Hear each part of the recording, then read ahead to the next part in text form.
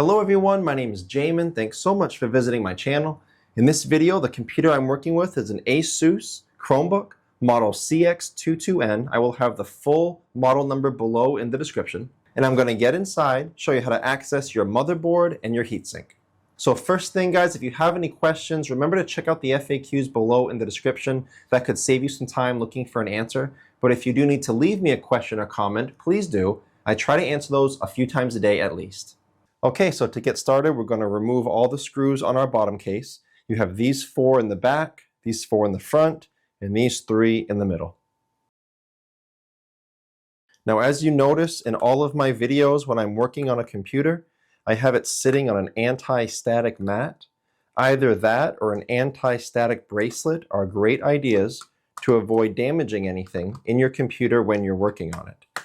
If you would like any help with tools or supplies for your project, as well as any of the upgrade or replacement parts for this specific model computer, there will be a link above, also below in the description, and that will be a list of all those tools and replacement parts for this computer, as well as all the supplies that I use.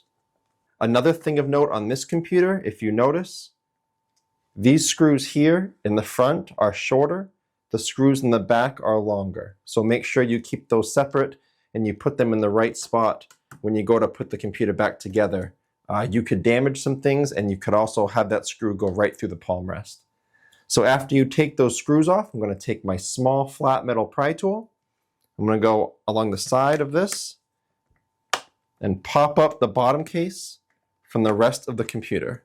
Now when you're doing this, don't put the pry tool too far in. You could damage some internal components. Just keep it on the edge, nice and slow but firm, and you'll be able to pop up that bottom case from the rest of the computer.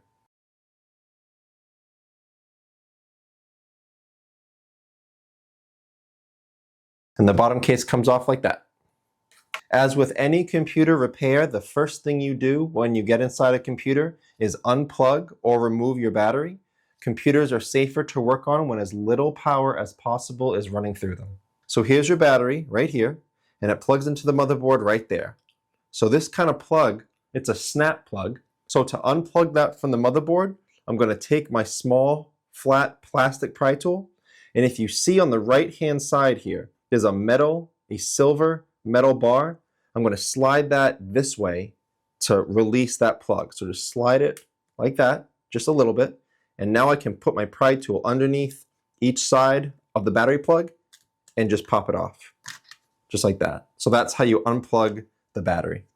To remove the battery, there's a screw here, here, here, here, and I think that's all of them. So just 4 screws. Let's take those out. And again, make sure you're keeping these screws or any screws separate from other screws in the computer. These are not the same size screws that went into your bottom case. And that should be, yep, so that releases your battery, but make sure you watch out for this. If you can see down here, your speaker red wire is run through the battery. So make sure you don't just rip out your battery because it runs through there. It may even help to take a picture of this so you're sure to run the wires exactly how they need to be run when you put your battery back. So I'm going to take my small flat plastic pry tool, and it's going to help me get these cords out of the battery. Just like that, so the battery can come up. This is your heatsink right here. It's got 2 screws there and 2 screws here. That'll get your heatsink up. If you do have to replace your heatsink, if you do expose the thermal paste to air for any reason, you do need to reapply it. Once thermal paste is exposed to air, it no longer does its job well. So I'm not actually going to take this up right now, but just be aware if you are replacing this, you will need to reapply thermal paste. I will have a video link below in the description that helps you and shows you how to apply thermal paste. You don't want to put too much on, you don't want to put too little on. So that video will be there to help you if you guys need help with that. If you're accessing your touchpad or anything else where you do need to remove one of these ribbon cables, I'm going to show you how to get at these ribbon cables. They're very fragile, and a lot of people break the clips that hold the ribbon cable down. So I'm going to show you how to do that now. Now we're going to use this ribbon cable here, for example. You can see the ribbon cable comes in here, and it's got a blue tab that you can hold on to when plugging it in or unplugging it. And the port on the motherboard is white. the clip that holds the ribbon cable down is black, and the hinges that the black clips swivel on are gold. So the way this opens is you're going to slide your very, very flat pry tool very carefully under the black clip and pop it up, just like that. And then you can pull that ribbon cable out. If you're working on the computer at all afterward, I always put that black clip back down for safekeeping. You don't want it getting snagged or caught on anything. And then when you want to put a ribbon cable back, again, you would carefully open that up, slide your ribbon cable carefully underneath it. Now this may take a little bit if you're not used to it. Make sure that this black guideline on the ribbon cable is nice and even, and then you carefully snap that clip back down. If you do break this black clip, you may not be able to find a replacement online, which means the ribbon cable may never secure very well in that port again. So again, be very careful with that. That's kind of why I'm making a big deal about showing you how to operate that. As far as the motherboard, you have a screw here, a screw here. You have to take out both hinge screws here. Then you get a screw here, both of the heatsink screws, and I believe that's all the screws. I don't see any more of those white arrows or white triangles that indicate screws.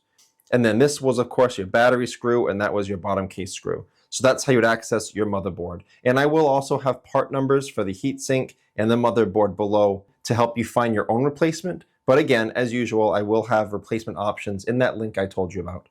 But that's the video. I hope it was helpful. Please like and share if it was. If you have any questions, guys, check out the FAQs below in the description. That could save you some time looking for an answer. If you do need to leave me a question or comment, please do. I try to get to those at least a couple times a day. Thanks so much for watching, everyone. I look forward to seeing you on my next video.